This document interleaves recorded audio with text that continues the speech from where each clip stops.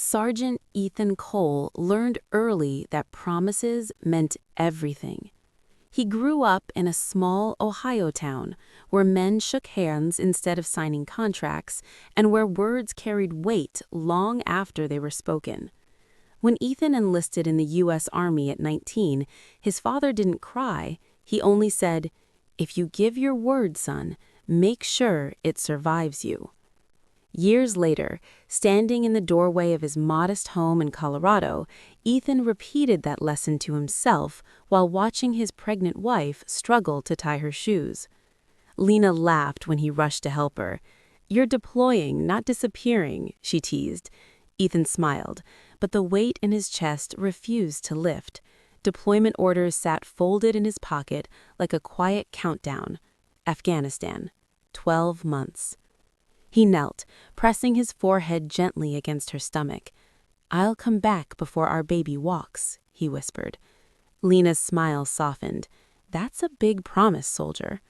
I don't make small ones." They recorded videos that night, laughing, imagining their future child, arguing about baby names. Ethan cooked dinner badly on purpose just to hear her complain. Every ordinary moment felt suddenly precious, fragile. The morning he left, Lena stood in the driveway holding her belly, pretending to be stronger than she felt. Ethan memorized her face.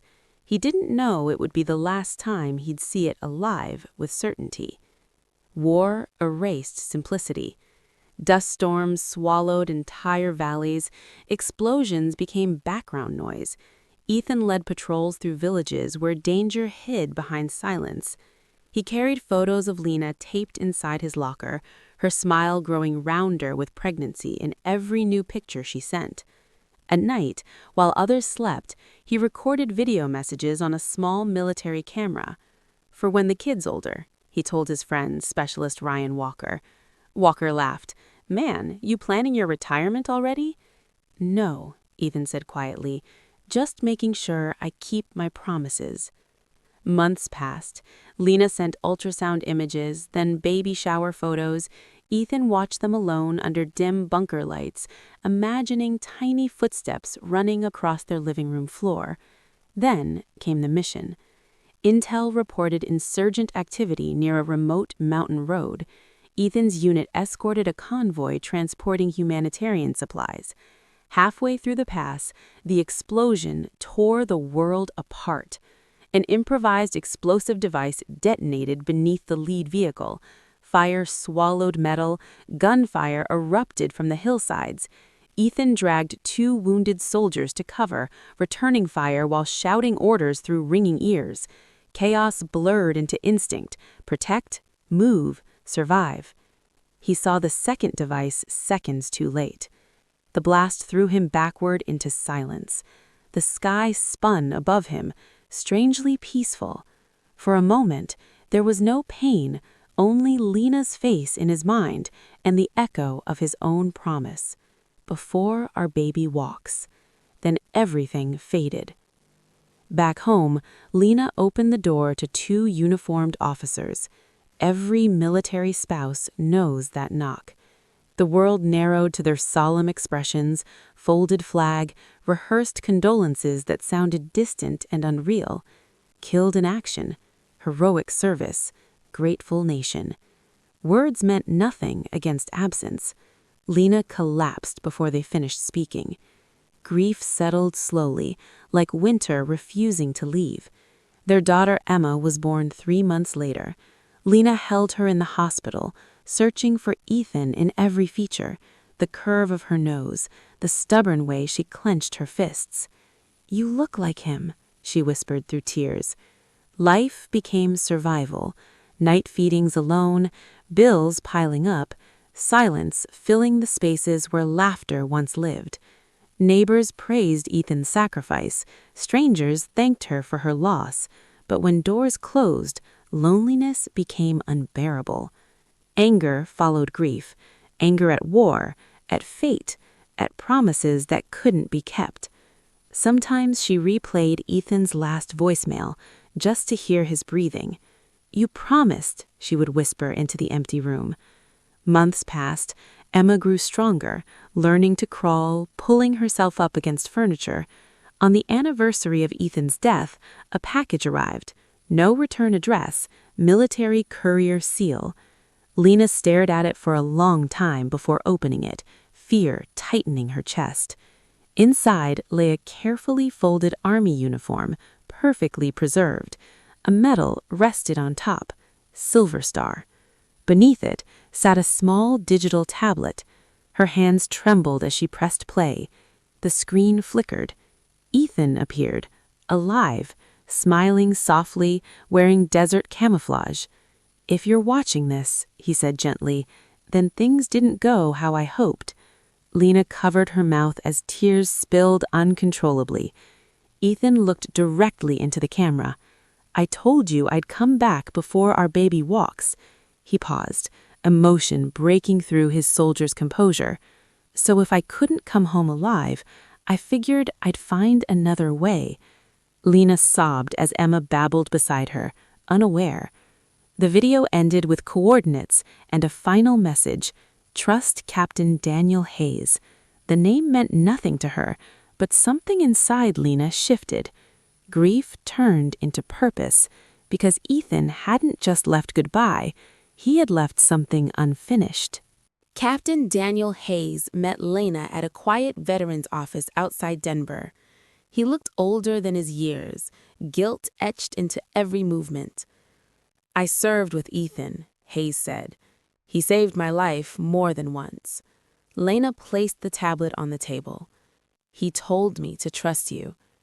Hayes exhaled slowly. "There's something you need to know about the mission he died on." The official report claimed insurgent explosives, but Ethan had suspected otherwise.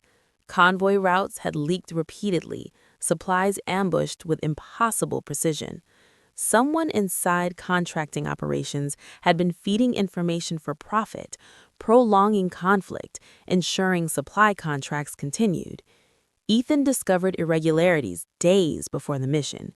He recorded evidence, names, payments, a private defense contractor manipulating war for money. He was gathering proof, Hayes said quietly. He planned to expose them after deployment. Lena felt cold realization spread through her. "You're saying he wasn't just killed by chance?" Hayes nodded. He got too close. Rage replaced grief. Someone had stolen Emma's father not for ideology, but for profit. Lena expected revenge to look violent. Instead, it became patient, calculated. She used Ethan's recordings and Hayes' testimony to contact investigative journalists. Lawyers helped build a case. Financial trails exposed executives bribing officials to extend contracts and reroute convoys into dangerous territory. Months turned into a year-long legal war. Executives denied everything. Threats arrived anonymously.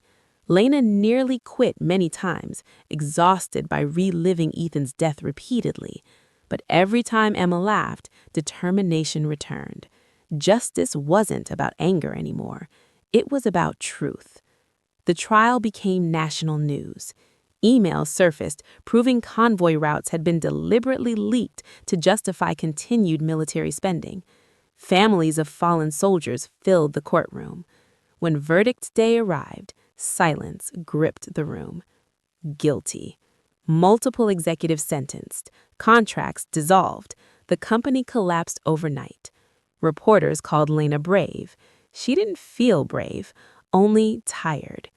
After the trial, Hayes handed her another sealed envelope Ethan had left behind. Inside was a final letter.